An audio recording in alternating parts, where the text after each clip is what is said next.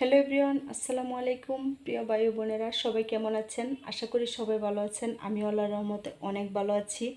আজকে আমাকে বলতে পারেন, আপু এভাবে কেন ভিডিও করছেন? আপনি তো ভাইয়াকে নিয়ে অনেক সুন্দর কন্টেন্ট দেন, অনেক সুন্দর ভিডিও তৈরি করেন।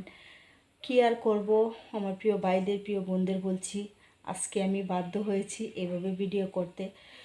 হঠাৎ করেই আজকে শুভ নববর্ষর সব কিছু রেডি করেছি, আমি করতে পারলাম না।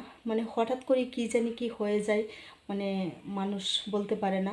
আমার ছোটো ছেলেটার জ্বর এসে গেছে, 5 মাস বয়স, এই পর্যন্ত জ্বর আসে নাই, ঠান্ডা এসেছিল।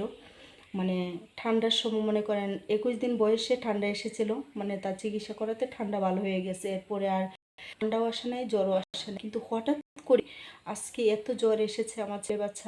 আমি আপনাদেরকে সময় দিতে পারতাছি না।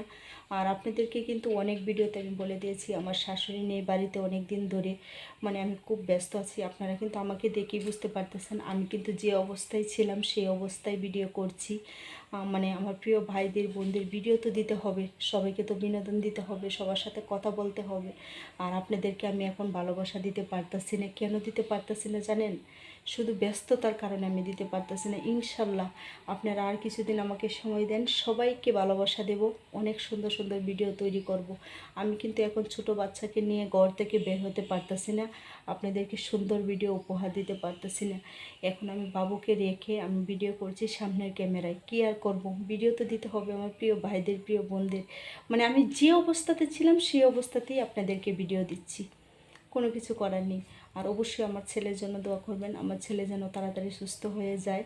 আর আমার জন্য দোয়া করবেন, আমি যেন সুন্দর আপনাদেরকে ভিডিও উপহার দিতে পারি। আর আমার প্রিয় ভাইদের বোনদের আরেকটা কথা বলছি, আমি অনেক দিন ধরে কিন্তু লাইভ করতে পারতেছি না। কেন জানেন? আমার বাবুর জন্য করতে পারতেছি না। বাবু একটু দুষ্টুমি করে, কান্না করে, একটু রাত্রে দেরিতে ঘুমায়, এই জন্য আমি কিন্তু লাইভ করতে পারতেছি না। সবাই আমাকে ভুলে যাবেন না, আমাকে ভালোবাসা দিবেন। আজকে যে আমি কথা বলতেছি এতেও আমার কষ্ট হচ্ছে, কেন জানেন? আমি খুব পেরেশানির ভিতরে আছি। আচ্ছা, এখন মাগরিবের আজান পড়বে, সবাই নামাজ পড়েন, সবাই ভালো থাকবেন, সুস্থ থাকবেন। আল্লাহ হাফেজ।